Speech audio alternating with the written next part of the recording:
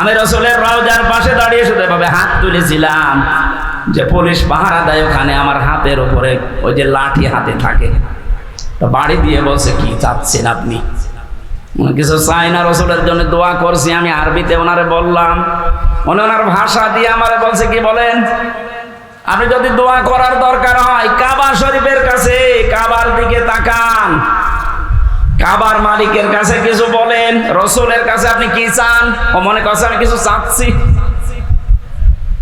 শ্রেষ্ঠ কবর পৃথিবীতে, তার কবরের পাশে দাঁড়িয়ে যদি কিছু চাওয়া জায়েজ না হয়, পৃথিবীতে আর কোন মহারথী আছে যে তার কবরের পাশে যে চাওয়া যায়? সুতরাং এই ভ্রান্ত ধারণা থেকে, এটা যেন রেকর্ড হচ্ছে এই জন্য বলছি, কালকে সারা বাংলাদেশ সহ বিশ্বে বাংলা ভাষাভাষী মানুষের কাছে ছড়িয়ে যাবে। কিয়ামতে আপনি দাঁড়াবেন সর্বপ্রথম আল্লাহর সামনে কয়জন করে? বলেন বলেন। এখানে আমি 8টা শিক্ষা নিয়ে আসতে চেয়েছি। প্রথম নাম্বারে, আপনার জীবনে যেন একটা ধাক্কা লাগে না, আমি একটু থেমে যাই, আমি কি নিয়ে হাজির হচ্ছি। এখনই যদি চোখ বন্ধ হয়ে যায়, আমার তো এখনই দাঁড়ানো লাগবে। দ্বিতীয় নম্বরে, কত মানুষ আমাদের এই ভারত, বাংলাদেশ, পাকিস্তানে বহু জায়গায় আমি ঘুরেছি, মানুষের ভেতরে এই টেন্ডেন্সি, এই বিশ্বাস, এই কথাকে যেন ঢুকিয়েছে যে কোনো চিন্তা নেই, কিয়ামতের ময়দানে বাবা আছে। এরকম বিশ্বাস নেই দেশে? আপনাদের এই রংপুর জয় কি রাজশাহী, রংপুর এই সমস্ত বিভাগগুলোতে একটু কম আছে, এগুলো বেশি চট্টগ্রাম, সিলেটে। ওরা এত ভক্ত বাবার, আমার মনে হয় রাসূলুল্লাহকে অত ভালোবাসে না। এখান থেকে আমি যেটা নিয়ে আসতে চেয়েছি, আল্লাহ বলেন কিয়ামতে একা একা দাঁড়াবি, কেউ থাকবে না। তাহলে এই কথা দিয়ে যারা আপনাকে ধোঁকা দিয়ে বোকা বানাচ্ছে যে চিন্তা নেই বাবা থাকবে, এটা ডাহা মিথ্যা কথা বলেন। আর এগুলো তৈরি করার জন্য সবচাইতে বড় ব্যবসার জায়গা এই মাজার। 48,000 মাজার এখন এই দেশে সরকারি জরিপে।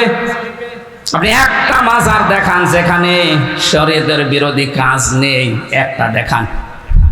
নবীজি জানিয়েছেন, লা তাত্তাখিদুল কুবুর মাসাজিদা, কবরকে সেজদার জায়গা বানিও না। অথচ অধিকাংশ মাজারে দেখি সেজদা দেয়। বলেন, মাজার পাকা করা নিষেধ, মোজাইক করা নিষেধ, টাইলস লাগানো নিষেধ। অথচ গরু ছাগল মরে গেলেও 3 তালা হচ্ছে কবর। এই জন্যই তো হক্কানি আলেমরা বলছে মাজার গড়িয়ে ভেঙে দেন, কোনো কাজ নেই মাজারের। মাজারের যদি এত সম্মান থাকতো, নবীজির জামাই হযরত ওসমানকে দেখে আসলাম, কবর জান্নাতুল বাকিতে পড়ে আছে, একটা পাথর দেওয়া মাত্র, কিচ্ছু নেই। যিনি জান্নাতের গ্যারান্টি জিন্দা অবস্থায় পেয়েছেন দুনিয়ায়, তার কবর যদি শুধু একটা পাথর দেওয়া থাকে মাথার কাছে বা পায়ের কাছে, আপনি কি তার চাইতে বড় কিছু হয়ে পড়েছেন যে আপনার কবর পাকা করা লাগবে? এগুলো যারা করছে বা করবে, এক কথায় বলছে সব ব্যবসা, কোনো কাজ নেই। মাজারে আগরবাতি, মোমবাতি, টাকা পয়সা দিলে যদি ভাগ্য খুলতো, রাসূলুল্লাহর যে কবর আমার মনে হয় 50 তলা হয়ে যেত। কথা বলেন, পৃথিবীর সর্বশ্রেষ্ঠ মানুষের কবরে যদি টাকা দেওয়া না লাগে, মোমবাতি দেওয়া না লাগে, আগরবাতি না লাগে, দোয়াও করতে দেয় না। আমি রাসূলের রওজার পাশে দাঁড়িয়ে শুধু এভাবে হাত তুলেছিলাম যে পুলিশ পাহারা দেয় ওখানে, আমার হাতের উপরে ওই যে লাঠি হাতে থাকে। তো বাড়ি দিয়ে বলছে, কি চাচ্ছেন আপনি? কিছু চাই না, রাসূলের জন্য দোয়া করছি। আমি আরবিতে ওনারে বললাম, উনি ওনার ভাষা দিয়ে আমারে বলছে, কি বলেন? আপনি যদি দোয়া করার দরকার হয় কাবা শরীফের কাছে, কাবার দিকে তাকান, কাবার মালিকের কাছে কিছু বলেন। রাসূলের কাছে আপনি কি চান? ও মনে করছে আমি কিছু চাচ্ছি। শ্রেষ্ঠ কবর পৃথিবীতে, তার কবরের পাশে দাঁড়িয়ে যদি কিছু চাওয়া জায়েজ না হয়, পৃথিবীতে আর কোন মহারথী আছে যে তার কবরের পাশে যে চাওয়া যায়? সুতরাং এই ভ্রান্ত ধারণা থেকে, এটা যেন রেকর্ড হচ্ছে এই জন্য বলছি, কালকে সারা বাংলাদেশ সহ বিশ্বে বাংলা ভাষাভাষী মানুষের কাছে ছড়িয়ে যাবে। সবাইকে আহ্বান জানাচ্ছি, আপনি কিয়ামতে কোনো বাবা নিয়ে উঠবেন না, কোনো পীর সাহেব নিয়ে না, আপনি একা একা উঠবেন? কয়জন করে?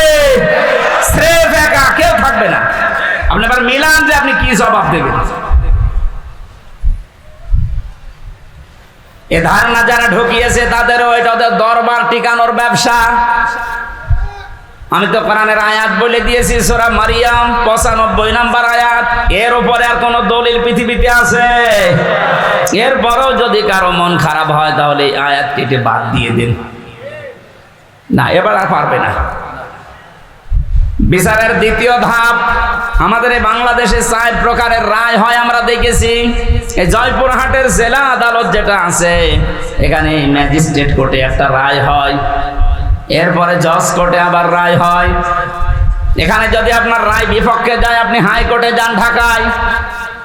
হাইকোর্ট থেকেও যদি আপনি ন্যায় বিচার না পান, মনে করেন আমি অবিচার হয়েছে আমার প্রতি, আপনি আর একটা কোর্টে যান, সুপ্রিম কোর্টে যান। এর উপরে আর কোন কোর্ট এ দেশে আছে? বলেন বলেন। তাহলে বাংলাদেশের রায় হয় কয় প্রকার?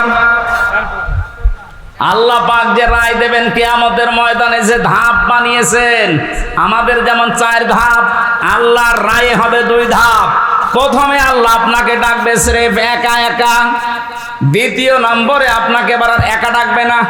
এইটা বোঝানোর জন্য আমি পর্যন্ত এসেছি। শুনতেছেন? কিয়ামতে এবার আল্লাহ মানুষকে, প্রতিটি মানুষকে ডাক দেবে, ইয়াউমা নাদউ কুল্লা উনাসিম বিইমামিহিম। সূরা বানী ইসরাঈল 15 নম্বর পারা 8 নম্বর পৃষ্ঠার 3 নম্বর লাইনের 72 নম্বর আয়াতের প্রথম অংশে আছে। এটা তাফসিরে ফি জিলালিল কোরআনে আছে। আমি বিশ্ববিদ্যালয়ে থাকাকালীন যত তাফসির মিলিয়েছি এই ইমামিহিম এই শব্দের সাথে 42টার উপরে আমি দেখেছিলাম ইংরেজি সহ। প্রতিটি মুফাসসির আয়াতের ব্যাপারে এক কথাই দিয়েছেন। আল্লাহ পাক বলেন কিয়ামতের ময়দানে প্রতিটি মানুষকে বিচারের দ্বিতীয় ধাপে আমি ডাক দেব তার নেতার সাথে। কার সাথে? বলেন বলেন। এবার আমার প্রশ্ন আপনার বিবেকের কাছে, এদিকে তাকান। প্রথম ধাপ তো শেষ, আপনি কি করবেন আপনি জানেন আর আল্লাহ জানেন। আমি তো বললাম আমারটা মিলানো সম্ভব হচ্ছে না, তার 16 দিনের। আপনি 16 বছর, 32 বছর, 45 বছর, 60 বছর মিলাবেন কি করে বলেন? আপনার তো এখনই কান্নাকাটি শুরু করা দরকার। ওই বিবেক যেহেতু আপনার মরে গেছে, এবার দ্বিতীয় ধাপে আসেন তো। আপনাকে এবার আল্লাহ একা আর ডাকবে না। অবশ্যই কোরআনের আয়াত সত্য। 100 ভাগ না 98 ভাগ? বলেন বলেন। 100 ভাগ সত্য বিশ্বাস করেন তো? তাহলে আল্লাহ এবার আপনাকে ডাকবে আপনার ইমামের সাথে। এখানে ইমাম মানে নেতা, ইমাম মানে কি? আপনি বলেন যে নেতার পেছনে আপনি স্লোগান দিচ্ছেন, যাকে আদর্শ বলে ঘোষণা দিচ্ছেন যে আমার নেতা তোমার নেতা, এই নাম বলে যাকে আপনি রায় দিচ্ছেন, সাপোর্ট দিচ্ছেন, যার পক্ষে সুপারিশ করেন, সাফাই গান, কিয়ামতে ওই লোকটা আপনার সামনে থাকবে, আপনি পেছনে। কি মনে হয় আপনার যে নেতার পেছনে আপনি ঘোরেন, যার আদর্শ মতো চলেন, ওর যে চরিত্র, ওর যে সুরাত সিরাত, ওরে আল্লাহ দেখলে মাফ করবে বলে মনে হয়? দেখলি এখনই বলছে না, ও তো ধরা খাবে।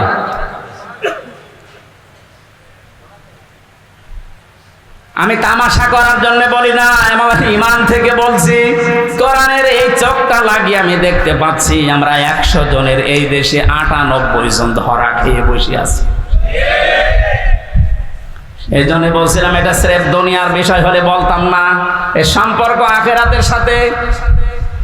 ওই যে ইয়াসিন, আল্লাহর ঘোষণা দেওয়া নেতা এই একজন, তাকে না মেনে আপনি যাকে মানেন, হ্যাঁ তিনি যদি আপনার সামনে থাকতেন মুহাম্মদুর রাসূলুল্লাহ, আপনার চিন্তা থাকতো না? কথা বলেন না কেন? তিনি বাদ দিয়ে আপনি যাকে মানেন, আপনি তো তাকে মানেন না। যাকে মানেন বলেন তো সেই লোকটা আপনার সামনে এখন দাঁড়িয়ে, আপনি পেছনে। আল্লাহ তো আগে তাকাবে তার দিকে। তার যে সুরাত সিরাত, তার চরিত্র কিছু না হলেও কিছু আপনি জানেন। আপনার চাইতে বেশি জানে ওর সম্পর্কে কে? আরো জোরে বলেন। নিজে নিজেই বলছেন যে না, ওর দিকে তাকালে আল্লাহর মাফ করা সম্ভব না, তা আপনার পর্যন্ত তো যাবেই না।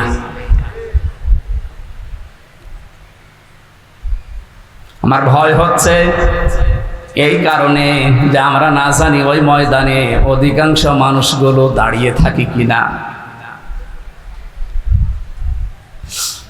আল্লাহর ঘোষণা দেওয়া নেতা যেহেতু মুহাম্মদুর রাসূলুল্লাহ, আর উনি শুধু বাংলাদেশের জন্য না, ভারতের জন্য না, তাম দুনিয়ায় যত রাষ্ট্র আছে যেখানেই বাস করেন আপনাকে বিশ্ব নবী নেতা মানা লাগবে।